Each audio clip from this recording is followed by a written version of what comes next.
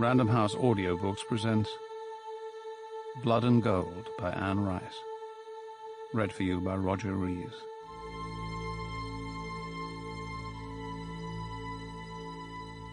Chapter 1. His name was Thorne. In the ancient language of the runes, it had been longer, Thornvald. But when he became a blood drinker, his name had been changed to Thorne.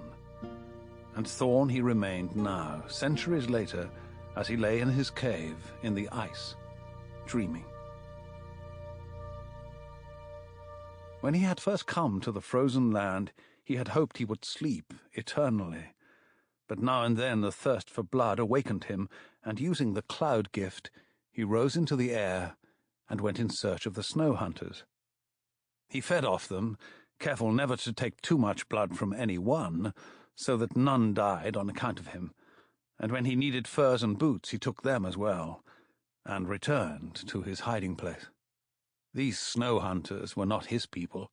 They were dark of skin and had slanted eyes, and they spoke a different tongue, but he had known them in the olden times, when he had travelled with his uncle into the land to the east for trading. He had not liked trading. He had preferred war, but he'd learned many things on those adventures. In his sleep in the north, he dreamed. He could not help it. The mind gift let him hear the voices of other blood drinkers. Unwillingly he saw through their eyes, and beheld the world as they beheld it. Sometimes he didn't mind. He liked it. Modern things amused him. He listened to faraway electric songs. With the mind gift, he understood such things as steam engines and railroads. He even understood computers and automobiles. He felt he knew the cities he had left behind, though it had been centuries since he'd forsaken them. An awareness had come over him that he wasn't going to die. Loneliness in itself could not destroy him. Neglect was insufficient, and so he slept. Then a strange thing happened. A catastrophe befell the world of the blood drinkers. A young singer of sagas had come.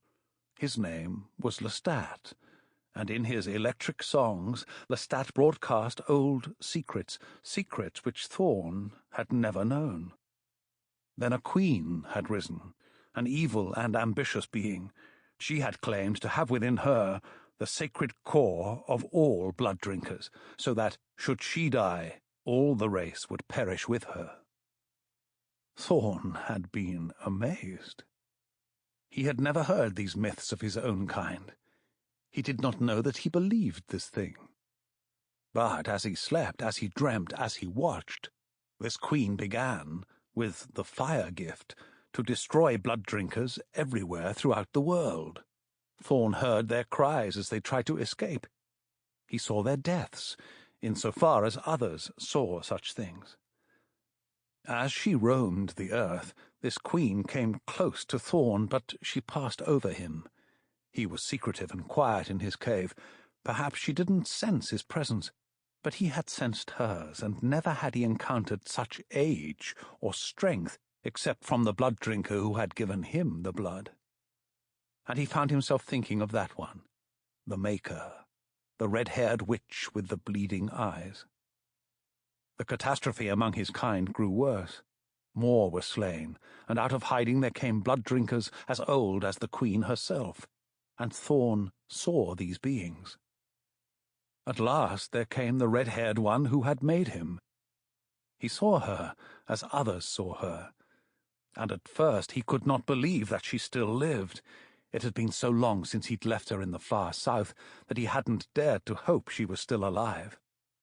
The eyes and ears of other blood drinkers gave him the infallible proof, and when he looked on her in his dreams, he was overwhelmed with a tender feeling and a rage. She thrived, this creature who had given him the blood, and she despised the evil queen, and she wanted to stop her. Theirs was a hatred for each other which went back thousands of years. At last there was a coming together of these beings, old ones from the first brood of blood drinkers, and Sample complete. Ready to continue?